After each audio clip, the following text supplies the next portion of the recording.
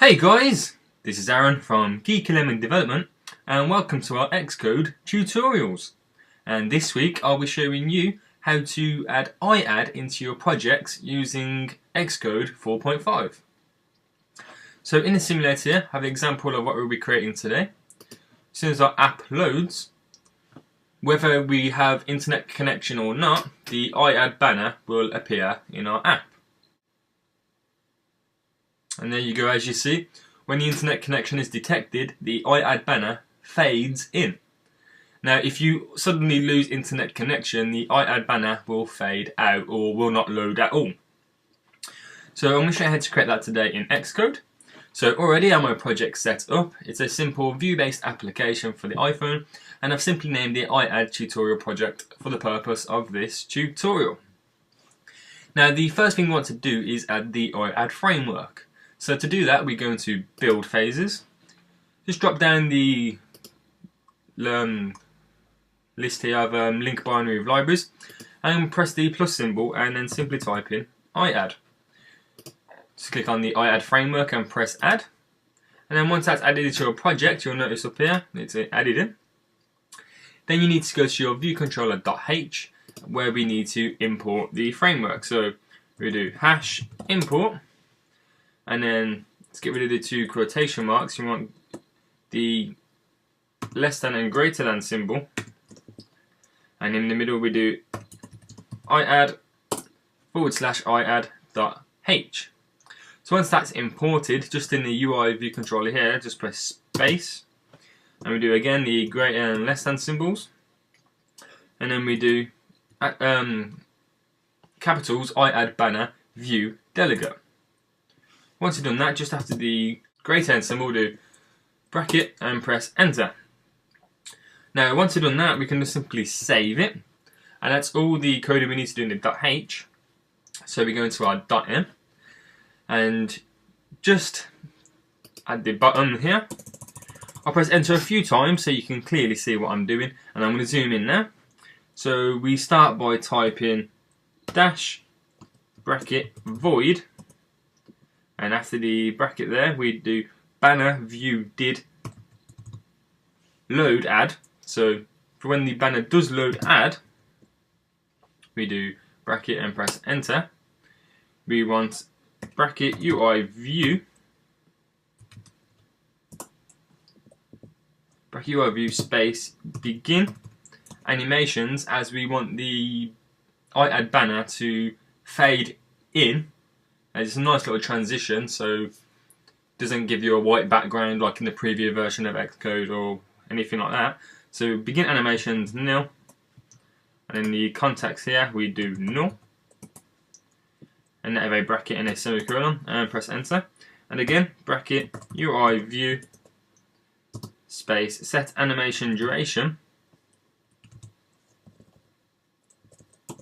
And now this says how long it's going to take for the banner to fade in. So once the transaction starts, we give it a time, so 1 second. So it will take 1 second for when it detects the internet connection to when the view, the banner view is fully loaded into our view. So we end up with a bracket and a semicolon. And now we do bracket banner space set alpha to 1. Sorry. What we're going to do is in the interface builder, we're going to already set our banner's alpha to 0. So whether or not you have connection or you don't, it's going to be practically hidden already. So we set it for 1 now. Like I said before, as soon as it detects, it will set the alpha to 1, which gives it the fade transition. So again, and that with a bracket and a semicolon. And then press enter and do bracket UI view again, space, and then commit animations, just to make them animations basically happen. So and again with a bracket and a semicolon. But now we need to do the coding now for if it doesn't receive any connection from the internet, or you lose internet connection within the app.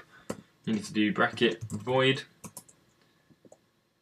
bracket banner view, and then your banner did fail to load, well, did fail to receive ad with error, new space, bracket and enter. Now we can simply just copy what we've simply typed out in our first banner view did load statement, and the only thing we need to basically change is the set alpha to 0. So whether you lose internet connection or it does fail to receive the internet connection, the banner will simply set its alpha to 0, so it will not be displayed. And some of you experience you get a white kind of rectangle when there's no ad showing in like other previous tutorials or any other version of Xcode. This shall completely hide the banner altogether and make it transparent. So once you've done that, we can save that. Go into our viewcontroller.xib. Now we're just going to simply drag in an iAd banner. So the first thing we need to do is control click or right click on the banner, drag it to our files owner and select delegate. Once we've done that, we click on the banner and set the alpha to 0. So once we've done that, the banner is set to 0, so it's initially transparent and you cannot see it. And once it detects the internet connection, it shall set the alpha to 1, which will be clearly able to see. So if we go to build and run, and as you can see straight away there, as soon as it detects the internet connection, it simply fades in. So if we just build it once more, and you can see the transition again. So as soon as it loads, the iAd banner fades in, give it a nice transition, and you can clearly see it. So if I build and run again, let's turn the internet off, and build and run. You can see there, with no internet connection, it clearly does not load at all.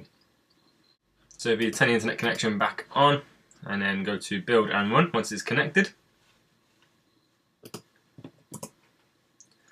and it should load up again. And there we have it. So that's simply how you add iAd into your projects using Xcode 4.5. It's a remake of a previous tutorial where it's been modified, so there's pretty much less code and you get a better transition when the internet connection or the banner does load. So I hope this helps in your apps or projects at the moment. Make sure you go check out all our apps which are currently on the App Store simply by searching Geeky Lemon, or just check out the links below. But again, if you haven't, make sure you subscribe, and I'll see you all next time in our next tutorial. Thank you for watching this tutorial by Geeky Lemon Development. Be sure to follow them on Twitter and like them on Facebook. Oh, and check out all of their other tutorials and sample projects on their website, geekylemon.com. But most importantly, please download their awesome iPhone and iPad apps by searching Geeky Lemon on the App Store. And please remember to subscribe.